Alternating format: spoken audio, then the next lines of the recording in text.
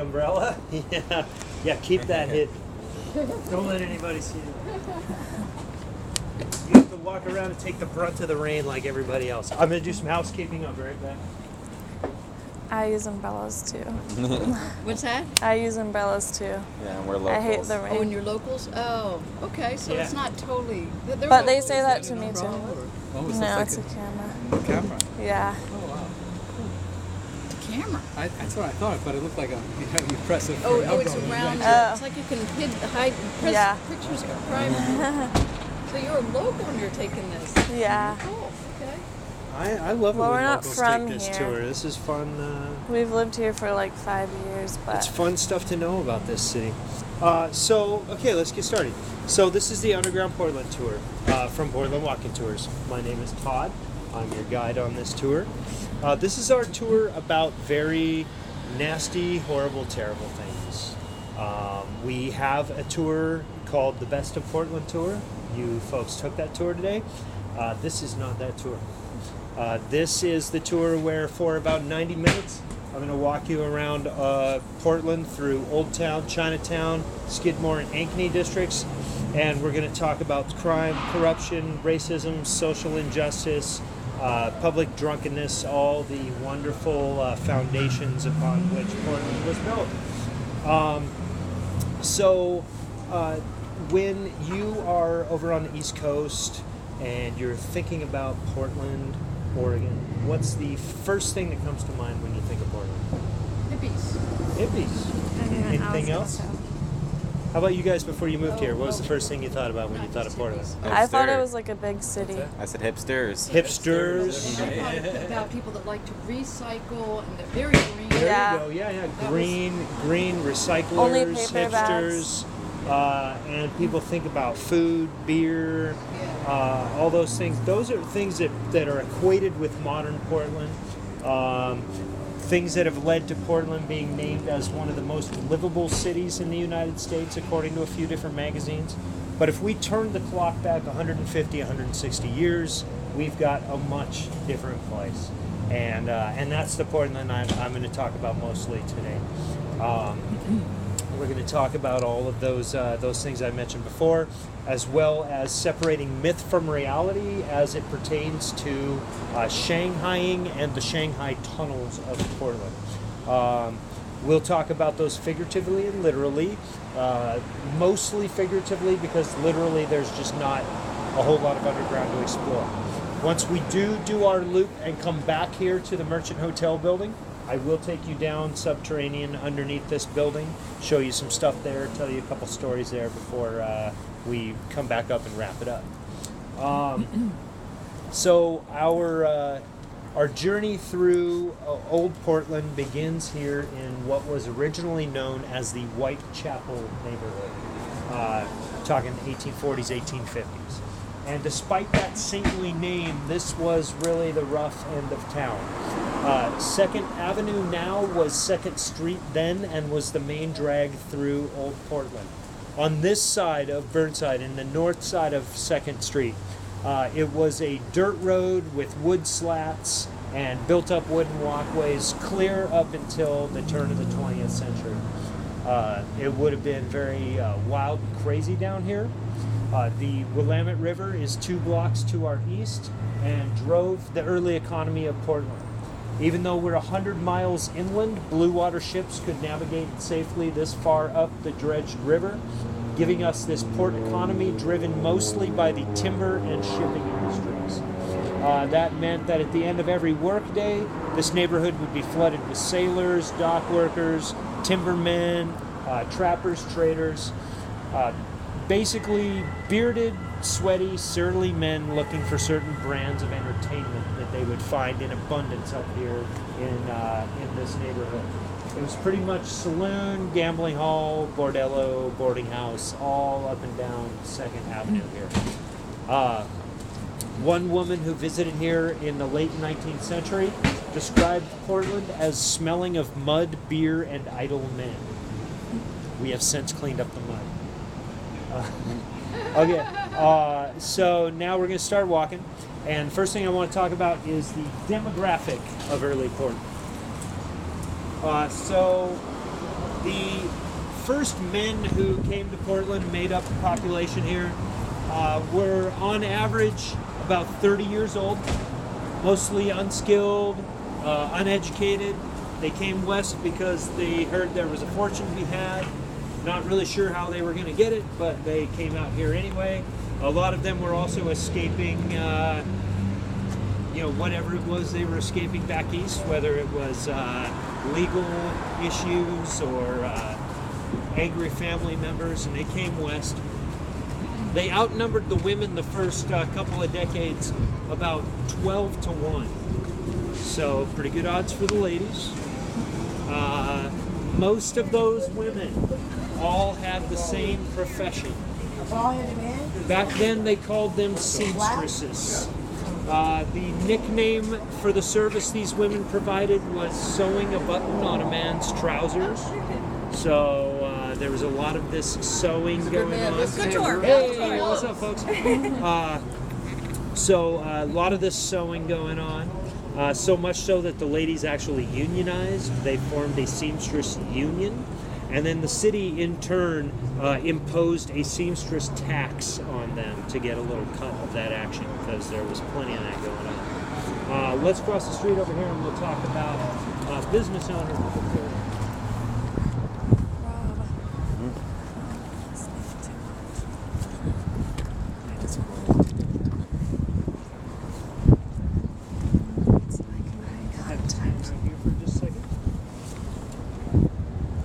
With a neighborhood flooded with beer-thirsty working men at the end of every day, as you can imagine, the most successful business owners here were the tavern proprietors. This guy in particular, his name was August Erickson, known as Gus to his friends. Gus had a very successful hotel and saloon on the coast in Astoria, and then moved into Portland in the 1870s. He had a bar here that did very well for a couple of decades, and then in 1895 opened up what he expected to be the ultimate playground for all of these waterfront working men. Right behind me over there, that large brick and white trim building is the old Erickson Saloon building, where in 1895 that Erickson Saloon was opened up at a cost of $130,000. That would be like putting $6 or $7 million into a bar these days. That would be a cool place that people would definitely want to hang out at. This was no exception. This old souvenir postcard here shows the 3rd Street entrance. This is 2nd. The bar was a full block long, took up most of the block widthwise, and had entrances and exits on all 4 sides.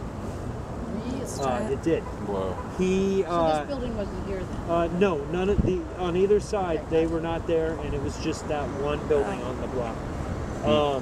He had some things that really drew the men in, like a ladies' orchestra, which was a big draw because it'd been a while since a lot of these guys had seen a lady or heard an orchestra, let alone seen and heard a ladies' orchestra. The first floor was known as the 9-bar saloon. There were 9 bars. They totaled 685 linear feet of bar space. So about as long as the U.S. Bancorp Tower there is tall. So very large bar staff.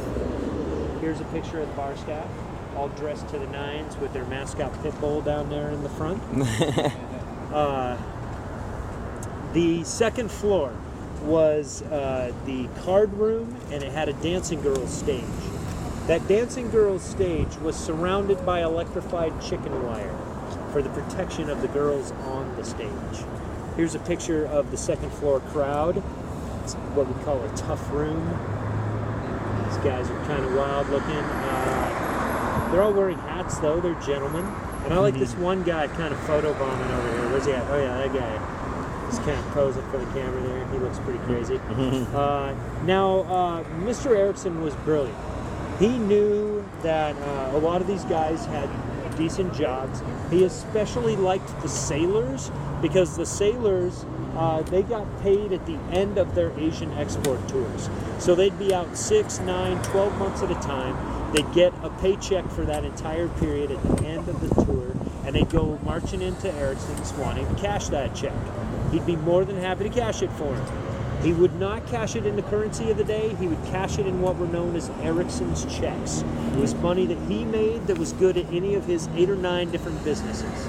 He had a boot black stand, a cigar stand, a fruit stand, the bar, the hotel, the barber shop. He was going to get all your money one way or the other. Another way he'd get your money, up on the 3rd floor, offices for those seamstresses. The girls had their spots up there. They'd take a man upstairs. They'd take his money. They'd put it in a hole in the wall that then the money would run through tubes through the walls and floors down to the bar, where the bartender would keep track of who was making what in each of the rooms up there that night. Another innovation he had in this building, probably the most popular innovation, and one that people still talk about, around that 685 linear feet of bar space. Knowing that on a good night he could have upwards of 3,000 men packed into this bar, all scrambling for just a little foot of real estate at that bar, he put a porcelain trough around the entire bar. And if nature called, you just handled your business right there, kept on drinking. It ran out through the floor into the street, contributing to the mud and what must have been an amazing aroma down here in the old town. Erickson's was also the only bar in the North End that would allow single, unescorted women to come in as patrons. They had a special little section for them fenced off in the back where nobody could see them, and they could drink together back there. Let's continue on down this way. And he was like, good evening. And I'm pretty sure his sunglasses are out of rag. Out of rank.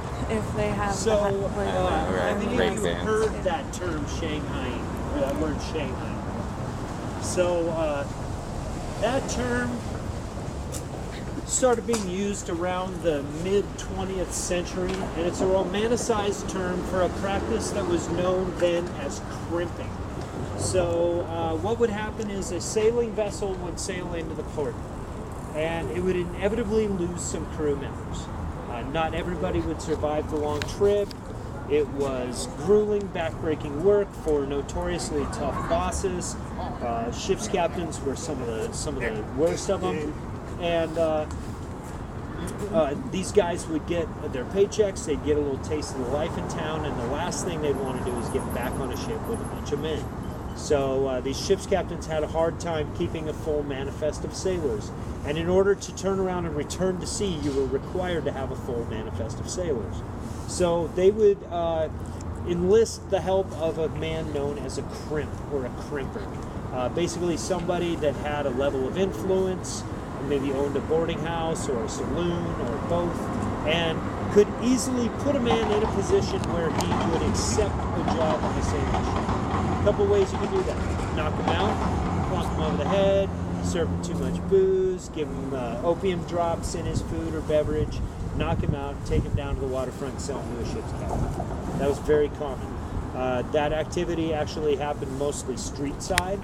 It was not illegal. It was mostly the drunk, obnoxious, gullible, possibly illiterate people that this was happening to. If old Stinky Charlie disappeared for 4 months, nobody really missed him that much. And it would mostly happen street side because, one, there was not a system of tunnels underneath the city large enough for people to comfortably move through. It was not illegal. It would be a lot easier if you had 4 or 5 of these guys to just throw them in a wagon and drive them down and sell them off to a ship's captain, rather than drag them down there one at a time. Now, right here where this building stands, there was a boarding house operated by these people, the James and Katie Turk. James Turk was a master of a predatory lending practice that was actually the most common way that people were crimped. He would recognize a guy immediately off the trail, somebody that needed a bath, looked like he needed a good square meal. He'd invite him in, give him a couple of free drinks, set him up with a room or a girl, and have him sign the guest book and it'd tell him, hey, you know what, just party it up, we'll settle this in a few days, don't you worry about it. Guy just starts tearing it up, having a great time. Wakes up about 4 mornings later with Jim putting the tab in his face, asking him how he's going to pay for it. He has no idea because he hasn't raised any income since he's been in town. And Jim tells him, hey, don't worry, my buddy's a ship's captain. He sets sail tomorrow. I got you a job on his ship. So then that guy will go make an Asian export tour. The ship's captain pays a 1 month sailor's salary, which was a standard crimper's fee at the time. In the 1870s, probably about $35. More than enough to cover the tab and be a nice profit for the crimp. And if the crimp was doing this to an average of about 10 guys a week, that was a very nice supplemental income that he was making from this. So it was a very lucrative business while it lasted. One day Jim Turk is looking around the building. He's trying to fulfill an order for a ship's captain. And he's taking a long look at his 14-year-old son. Everybody knew he didn't like the kid. He described him as his weightiest burden, and they constantly were fighting. He went ahead one day and just crimped his son, sold him to a ship's captain. His son goes off, makes an Asian export tour, comes back many months later, walks right in the front of the building, finds his dad, and asks him for a job. Oh, no. Yeah, he got out to sea, and he's like, wow, my dad's got a great job. This is really smart. I'm going to go back and do the same thing. So he came back, worked side by side with his dad, crimping men, basically until the advent of the steamship. With the advent of the steamship, now crews are smaller. They're more skilled workers required. You can't just throw any old lump on a boat and expect them to do the work anymore. After the elder Turk passed away, the young Turk and his mother ran the boarding house until their own passings. Nowadays, there is an 80s and 90s dance club in there that Yeah, 'cause I on remember that. select Friday and Saturday nights, it's packed with obnoxious, drunk, gullible, possibly illiterate people. But, nobody crimps them anymore. Follow me. That's I kept looking around. Like see me in there Yeah. sometime, getting my 80s on. We never, but Dixon's was down there. So, If we were to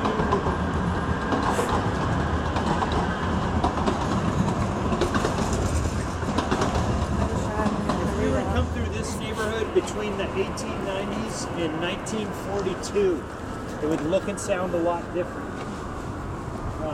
Signage would all be in Japanese kanji, and people hustling and bustling around this very busy neighborhood would all be speaking Japanese, because this was the Nihon Machi, which translates to Japantown.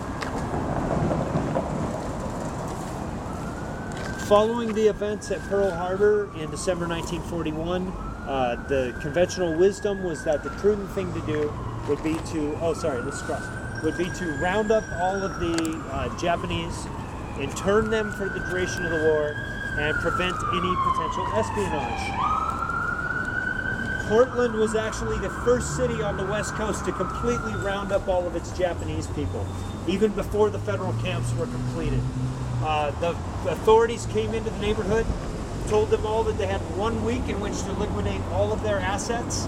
At that point, they were taken to, with whatever they could carry on their person, taken out to livestock auction pens at the Expo Center and held there until the camps were completed. When those people returned at the end of the war, they discovered that it was as if they never even existed here. During that mad rush to get out of the neighborhood, in a lot of cases, they left open, still operational businesses sitting wide open that other people just jumped into. In cases where it translated very easily, like restaurants or laundries, Chinese business owners came in and just took those over. The Chinese had been kicked around from area to area around the city for the previous 100 years.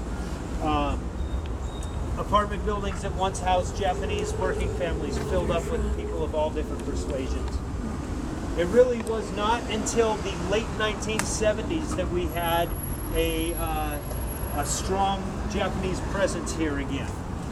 In 1978, two brothers, Bill and Sam Nato, the eldest of which, Bill, had become very successful in the import-export business, bought this block of buildings right here, the old White Stag block, and then encouraged other Japanese There's an FX over here. down and bought it.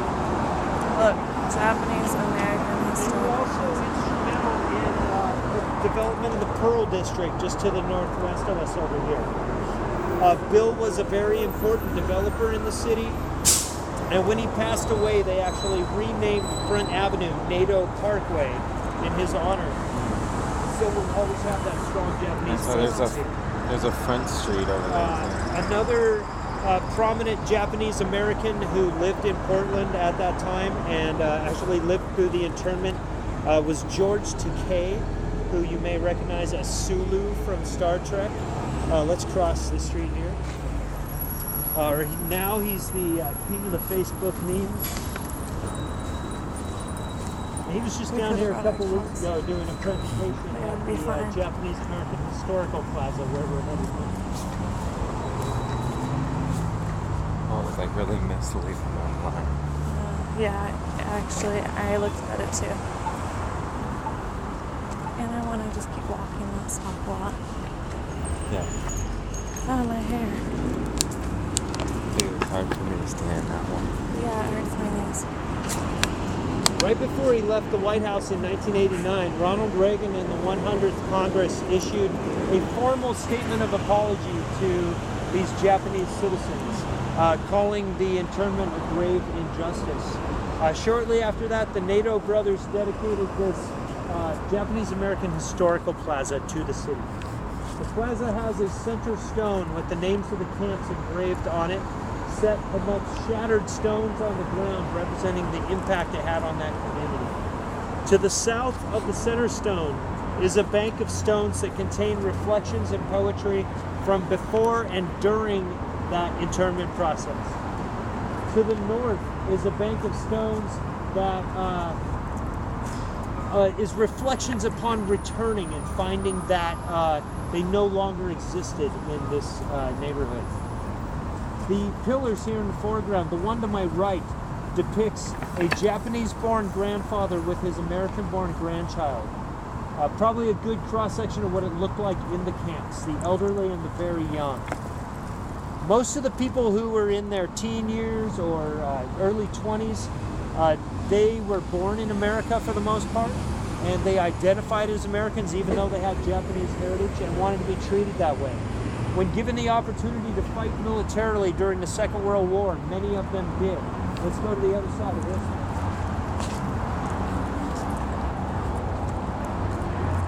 We're going to walk the waterfront. Yeah. This pillar depicts the 442nd Regimental Combat Team, which was an all-Japanese-American U.S. Army infantry unit that fought in Europe. They were a very brave, highly decorated unit. They had more Purple Hearts per capita than any other unit fighting in Europe at the time. They were highly sought after by all the different commanding officers in the European theater. And they were fighting bravely for a country that in a lot of cases had many of their family members held captive back here in the States. Bill Nato was a member of the 442nd. Let's continue through.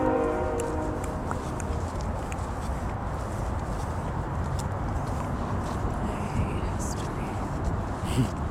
I just want to know about the now. You know? That's how you Oh, found that's what I'm thinking. If we go travel up to other places, I just don't want to hear the history part here. If you're familiar with Western Right. U.S. geography, you'll recognize some harsh and inhospitable locations on this list, mostly mountainous and southwest desert areas. Most of the people in Portland went to a camp called Minidoka, which is in rural Idaho.